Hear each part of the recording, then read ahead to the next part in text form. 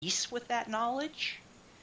Well, I don't believe that all alien intelligences, alien beings, are positive toward humanity. I do not believe that. I agree. I believe there are many races, many species.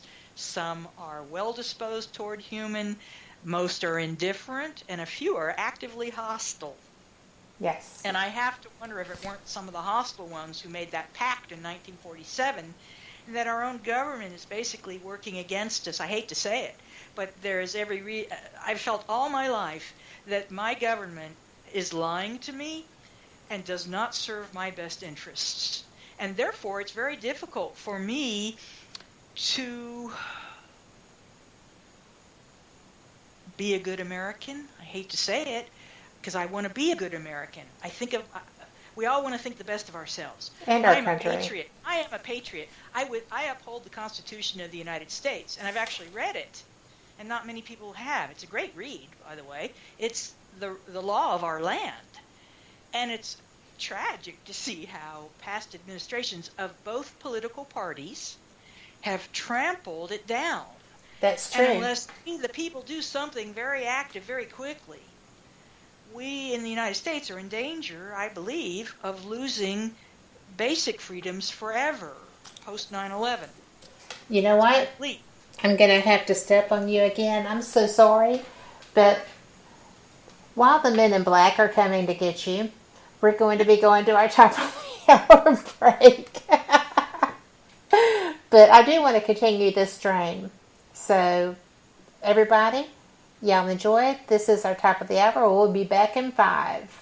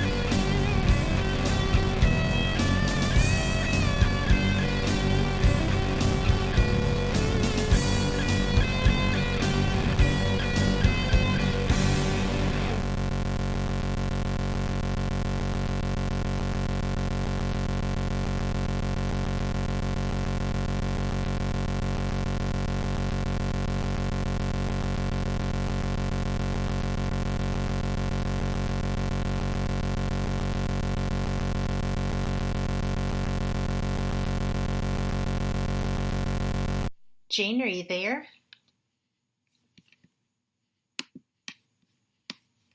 Okay.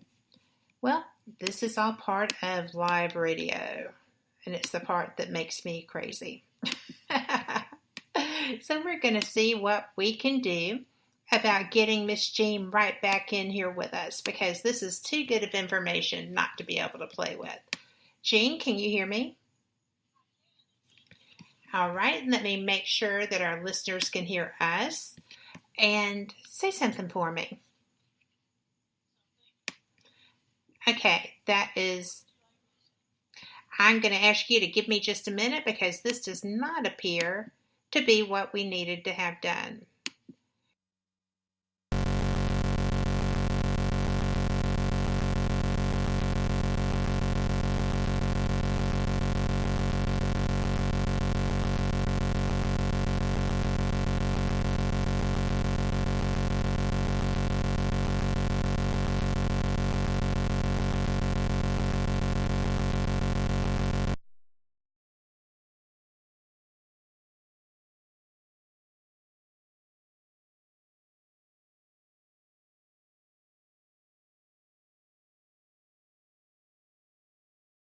Where we were just a moment ago, because I think that even something that I have to fix a little later is totally worth the effort, because your information, your show is so amazing.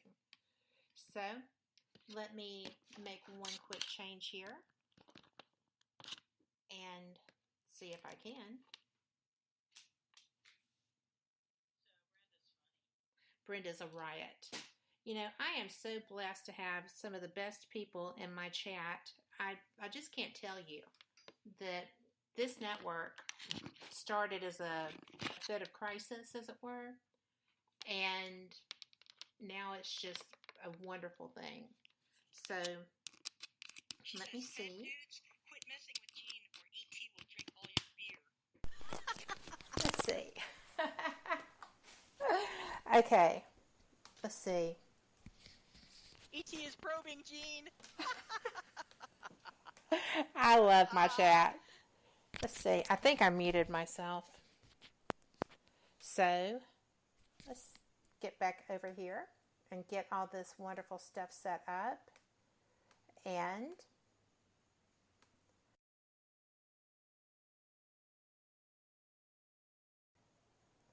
okay, can you speak for me? I certainly can speak. Try to get me to stop.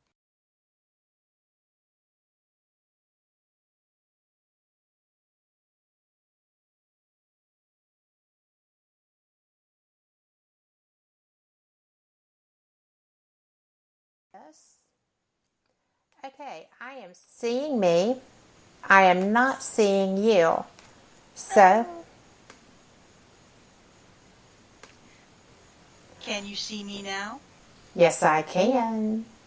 Wonderful. So, I think we've got it made, and I'm not going to worry Brenda about the says volume. dead air. Well, it should be back right now. It should not be dead air now, because we're on a bit of a delay. And for everyone listening, we have been having issues with sound, and I just wanted to be able to have Jean sound her very best. She's wonderful.